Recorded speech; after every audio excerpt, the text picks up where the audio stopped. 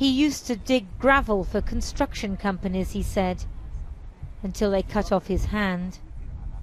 His alleged crime? Stealing a motorbike. On his remaining wrist he carries a little bag of antibiotics and bandages. You see, before, my whole arm was this thick, but the doctors had to cut in and remove flesh because it was infected. That's why it's so thin here. You can see my bones. All the flesh is gone. It hurts, and I feel as if my bones are coming out. Then his friend appeared. Vous avez beaucoup de douleur?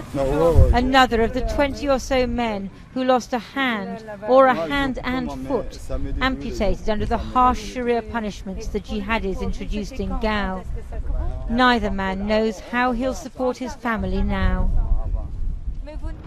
They were amputated here at the stadium where the people of Gao watched basketball matches until the men of MUJAO, the movement for jihad and unity, which ruled the town for 9 months, turned it into a punishment ground.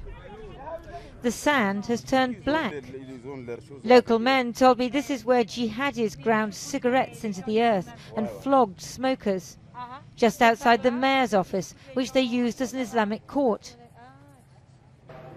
Inside one of the buildings, the floor was littered with documents outlining Sharia statutes and rules. People showed me the jackets worn by the Islamic police, who were supposed to catch serious criminals.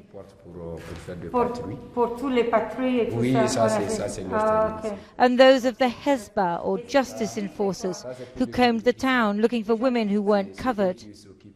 When people were arrested, they were brought to this small room, dozens of them, and it was here they were tied and flogged. I've just picked up this file on the floor. I'm told that these are the names of women who were flogged for not wearing hijab, the veil, and men flogged for smoking. The thumbprints are from their family members who were forced to come here and say that they would now keep an eye on those people who'd been punished. And if they did the same again, the punishment would be much, much worse. I was shown the courtroom itself by 2 men who were tried right here just 10 days ago and condemned to death for homosexuality. The judges, known as Marabout, sat in front, they said. They, the accused, in the middle, with a crowd of jihadi supporters behind. The jihadists had 3 of their own Marabout. They asked me if the rumours were true, that I slept with men. They told me that what I did was punishable by Islamic law. Before the time of the Prophet, those things were allowed, but now it is condemned by Islam. One judge told the head of the court that there was no question I should be killed, but another judge said we shouldn't be killed and that they would give us a second chance. Overseeing the judges were 2 terrifying figures. The Malian they called the Commissioner, Aliou Mohamed Touré, on the left here, and Abdul Hakim, a Moroccan, MUJAO's leader in Gao. They drove us from the mayor's office to the police station and locked us up again. Abdul Hakim and Aliou Mohamed came to visit us. Aliou said to Abdul Hakim, "I will tie their hands and feet myself." Abdul Hakim answered, "Well, I will cut their throats myself." Aliou also wanted my parents to witness my execution.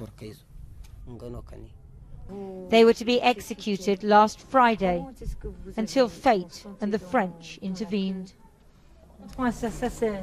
So many stories. Her crime was to be a woman on a motorbike going to the market. It wasn't even the official police, but young jihadis in a 4x4 who targeted her, she said, forcing her off her bike. I was on the road and they were behind me. They hit me with their car. Then they took me to the police station and shaved my head. It's only now that my hair is growing back.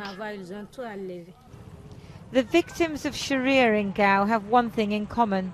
They all seem to be from Mali's black tribes. The majority of Islamists are lighter-skinned Tuaregs or Arabs, local and foreign. If you're Tuareg or Arab, or if you look like them, you're okay. Their people smuggle drugs, cigarettes, and everything, but they don't threaten their own families. Just the black people of Gao, the Sunrai, the Bella, and the Bambara. Today, French soldiers patrol the streets of Gao. They've killed some of the men of MUJAO and forced others to flee. Malian soldiers are here now to reinstall the state. But those who lost their limbs, or nearly their lives, may never recover from the 9 months of Charia rule they endured. Lindsay Hilsum, Channel 4 News, Gao.